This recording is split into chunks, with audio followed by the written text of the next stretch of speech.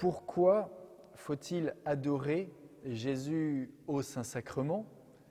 Nous allons laisser les saints nous parler, c'est eux qui sont les meilleurs témoins et qui nous montrent toutes les grâces que Jésus veut nous donner chaque fois que nous le célébrons dans l'Eucharistie, chaque fois que nous le recevons dans notre cœur, dans la communion, et lorsque nous prolongeons cette grâce de l'Eucharistie dans des temps d'adoration silencieuse. Nous commençons par Sainte Thérèse de Lisieux, qui a vécu entre 1873 et 1897. Lorsqu'elle était jeune fille, elle fait une belle expérience entre son école et la maison de son père. Elle passait toujours visiter le Seigneur dans l'Eucharistie, dans la grande basilique, la grande cathédrale de Lisieux. Et un jour, dans ses prières avec son père, son papa, elle remarque à côté du tabernacle une petite fleur. Et elle se dit, voilà, je vais être cette petite fleur, toujours proche de Jésus, toujours là, de même qu'on donne une fleur pour faire plaisir à quelqu'un, eh bien je veux toujours faire plaisir à Jésus qui vient à nous dans le sacrement de l'Eucharistie et y trouver en même temps mon ravissement, toute ma joie, tout mon bonheur avec Jésus dans l'Eucharistie. Et alors pour exprimer ce souhait, elle va faire un geste très beau que lorsqu'elle a 14 ans, elle souhaite rentrer chez les Carmélites, elle est trop jeune, et donc de Lisieux, elle descend à Rome pour demander la permission au pape d'entrer malgré son jeune âge. Et en descendant de Lisieux, elle passe par Paris, où elle s'arrête sur la butte de Montmartre, où on était en train d'édifier la grande basilique du Sacré-Cœur, qui avait comme mission de réparer les grands péchés commis pendant la Révolution, et aussi d'adorer Jésus au Saint-Sacrement jour et nuit. Et elle fait un don tout particulier, elle donne son bracelet, peut-être son unique bijou, je ne sais pas, pour qu'il puisse être fondu dans cet immense ostensoir qui serait utilisé pour porter, pour présenter l'hostie à l'adoration des Parisiens. En d'autres mots, dans son désir d'être toujours proche de Jésus, de faire plaisir à Jésus, elle donne tout ce qu'elle a, c'est son bijou, son bracelet, pour qu'il soit dans cet ostensoir. Quel beau geste qui exprime son cœur. Alors, dans la théologie catholique, nous avons un terme qui est un peu difficile à comprendre, c'est le terme de transsubstantiation, difficile à prononcer déjà, qui nous rappelle que la substance du pain, par la puissance de l'Esprit Saint, lorsque le prêtre impose, célèbre l'Eucharistie en Église, eh bien cette substance du pain devient la substance du corps du Christ, premier miracle. Deuxième miracle, les apparences du pain, elles, demeurent. Si les apparences, s'il n'y avait pas ce deuxième miracle, eh bien on verrait le Christ ressuscité avec toute sa gloire dans l'Eucharistie. Alors, deux miracles que l'on appelle transsubstantiation, où Jésus va tempérer son amour, sa gloire derrière les apparences du pain pour qu'on puisse l'approcher dans la joie, dans la confiance, et pour qu'on puisse le recevoir dans notre cœur. Et alors, lorsqu'on essaie de comprendre ces grands mystères, souvent on peut avoir un peu des maux de tête tellement que ça dépasse évidemment notre capacité de comprendre, notre intelligence, et pourtant, on a beaucoup écrit sur la transsubstantiation, et Thérèse, à 4 ans, elle résume bien le mystère. Elle nous dit ceci. Céline, à 8 ans, disait un jour, « Comment cela se fait-il que le bon Dieu peut être dans une si petite hostie ?» Et Thérèse, à 4 ans, qui répond, « Ce n'est pas étonnant puisque le bon Dieu est tout-puissant. » Qu'est-ce que veut dire tout-puissant? Mais c'est de faire tout ce qu'il veut. En d'autres mots, ce que dit sainte Thérèse, on ne peut pas dire beaucoup plus. Et lorsqu'on lit les pères de l'Église sur la transsubstantiation, qu'ils n'appelaient pas ça comme ça, mais enfin ils évoquaient le mystère, ils disent, lorsque celui qui a dit que la lumière soit et la lumière fut, lorsque cette même personne divine prend du pain et dit « Ceci est mon corps », puisqu'il est la vérité, il ne peut pas nous mentir, donc nous devons avoir cet assentiment de la foi et accueillir ceci comme étant possible par celui qui est tout-puissant et qui fait ceci dans un geste d'amour. C'est le miracle le plus grand, le miracle du cœur de Jésus, le miracle de l'invention de l'amour. C'est Jésus qui choisit de rester à son Église dans un mode unique dans la création, c'est le mode sacramentel, sous les apparences du pain et du vin. Alors, ensuite, sainte Thérèse de Lisieux avait développé, on connaît bien la théologie de cette petite voie toute simple, mais aussi elle savait trouver dans l'Eucharistie le modèle de toutes les vertus qu'elle allait vivre de manière héroïque. En contemplant comment Jésus se donne et ce qu'il fait dans l'Eucharistie, car l'Eucharistie n'est pas une chose, mais une personne, c'est Jésus qui aujourd'hui continue, étend les mystères de son incarnation, les rend présents pour nous, eh bien elle voyait Jésus qui nous montrait comment vivre la sainteté. Je m'explique. Alors elle commente cette phrase de Jésus qui dit « Mettez-vous à mon école, venez à moi, vous tous qui peinez sous le fardeau et je vous soulagerai. Mettez-vous à mon école car je suis doux et humble de cœur. » Elle se mettait à l'école du cœur de Jésus qui se donne dans l'Eucharistie et en méditant comment Jésus se donne dans l'Eucharistie, elle va apprendre à se donner à ses sœurs et puis à sa grande mission d'offrande pour l'Église et le monde. En regardant comment Jésus se rend petit, obéissant dans l'Eucharistie, elle va trouver la source de son imitation pour pouvoir se donner et obéir aux autres. Elle écrit ceci, « Vivre d'amour, c'est vivre de ta vie, roi glorieux, délice des élus, tu vis pour moi caché dans une hostie, je veux pour toi me cacher, ô Jésus, mon doux soleil de vie, ô mon aimable roi, c'est ta divine hostie, petite comme moi. » Jésus qui se fait si petit, elle veut être petite.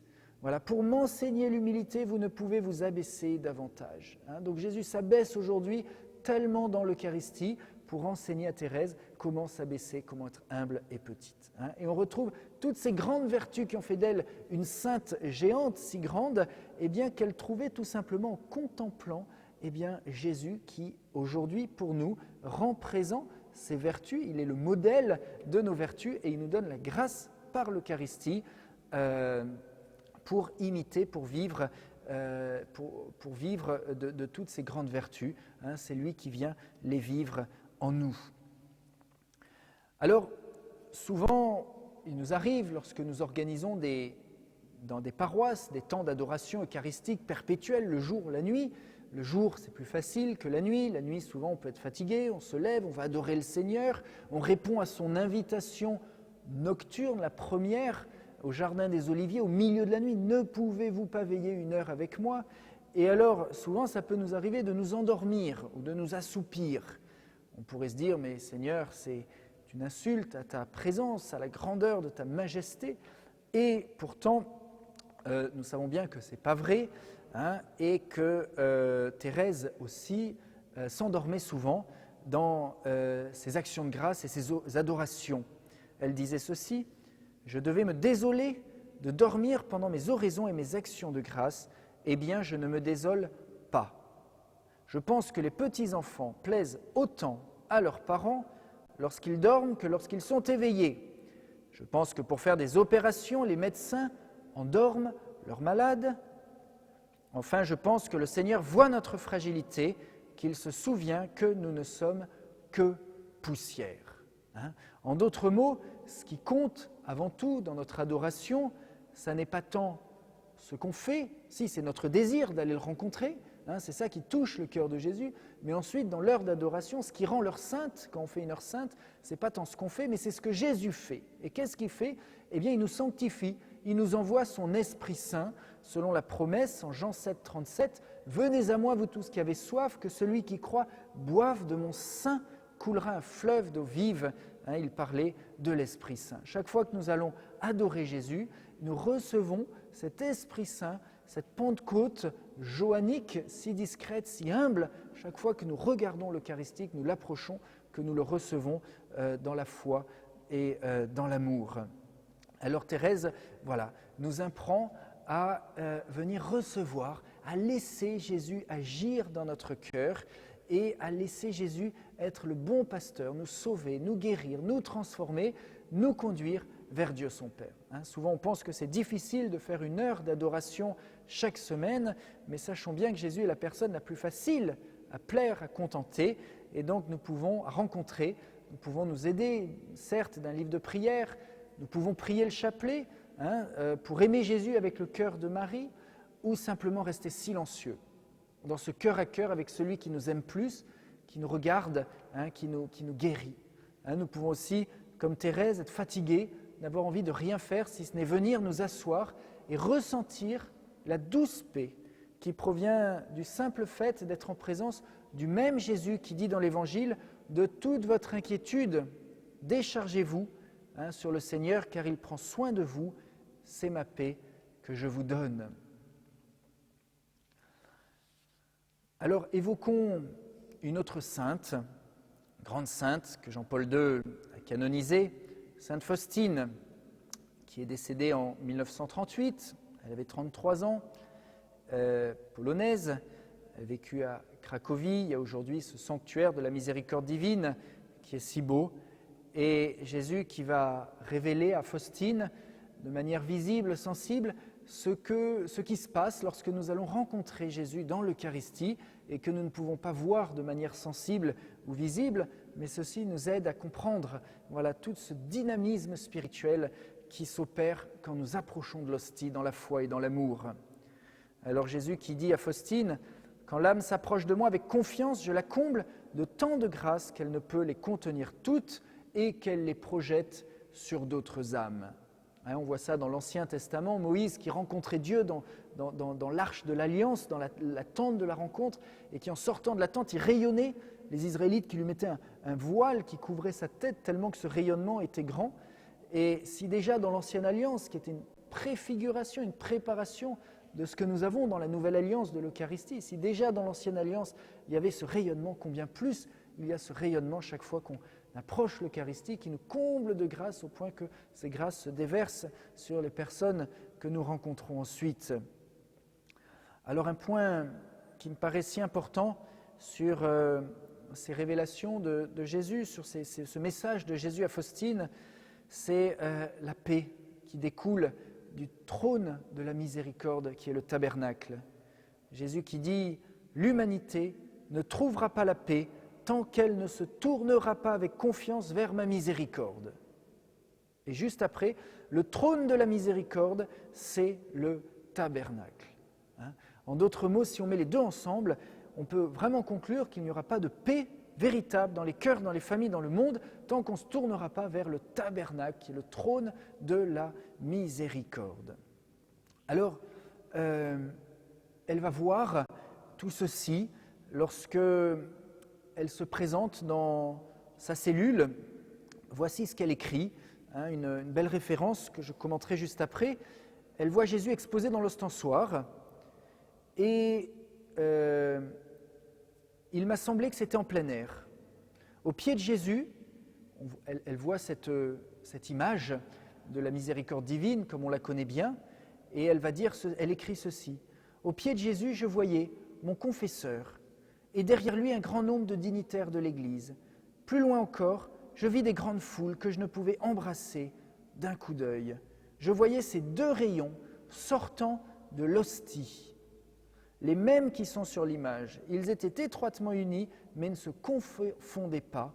Ils passèrent par les mains de mon confesseur, puis par les mains de ce clergé, de leurs mains à la foule, puis revinrent à l'hostie. » En d'autres mots, elle voit qu'en s'approchant de Jésus dans l'Eucharistie, elle touche le cœur de Jésus, qui touche le cœur de Dieu. Dieu touche tous les cœurs de l'humanité. Elle voit ces rayons qui découlent de l'hostie, de la sainte hostie, ces rayons d'amour, de miséricorde, qui ne vont pas simplement rester sur elle.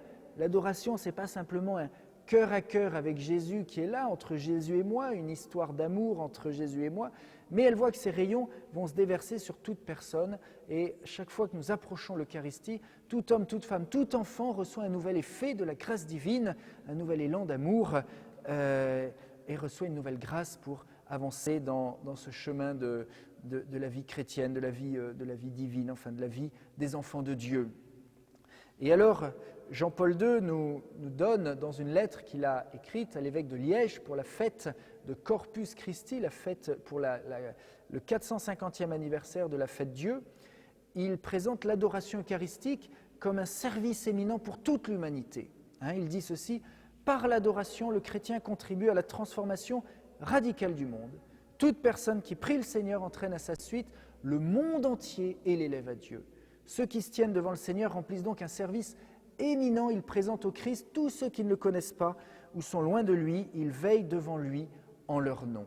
En d'autres mots, ce que nous dit Jean-Paul II, et il l'a répété à plusieurs reprises, c'est que chaque fois que nous allons adorer Jésus, vraiment présent au Saint-Sacrement, nous représentons la personne de notre famille, de notre ville, de notre paroisse, de notre monde, qui en ce moment a le plus besoin de la miséricorde divine, et Jésus lui donne la grâce de revenir vers Dieu son Père.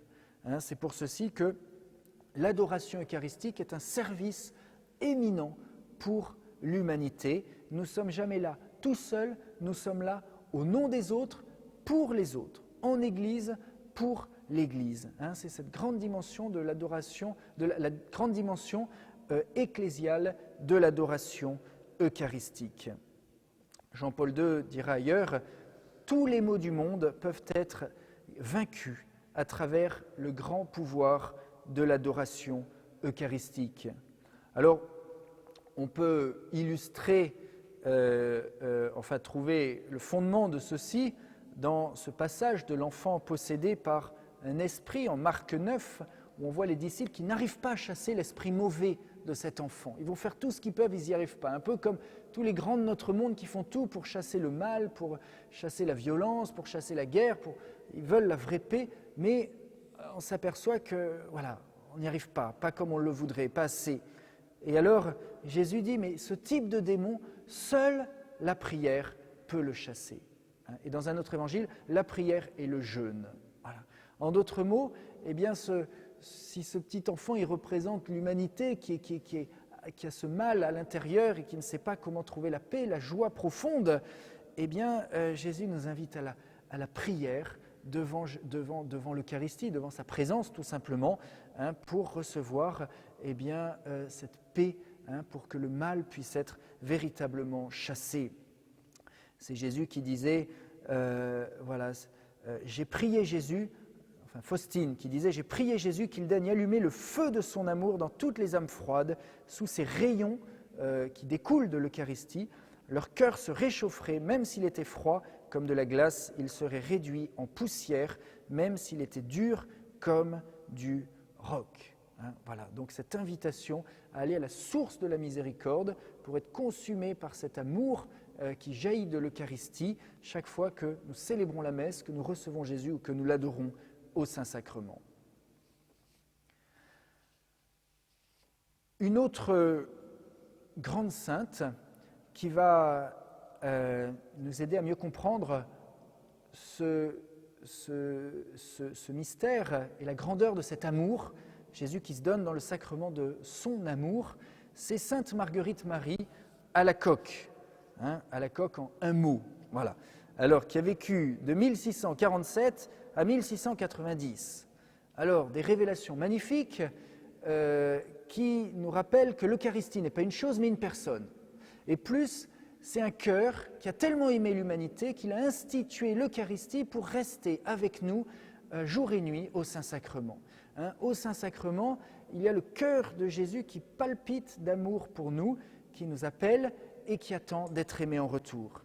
Et alors, Sainte Marguerite Marie, elle verra toujours deux types de visions lorsqu'elle verra le Christ qui, du Saint-Sacrement, se manifestera à elle. Elle verra ce cœur de deux manières différentes. Tantôt un foyer, un feu, un amour infini qui embrasse tout, qui consume tout, tous les péchés, toute la haine, une lumière qui dépasse tout ce qu'on peut imaginer, ce cœur, un feu divin.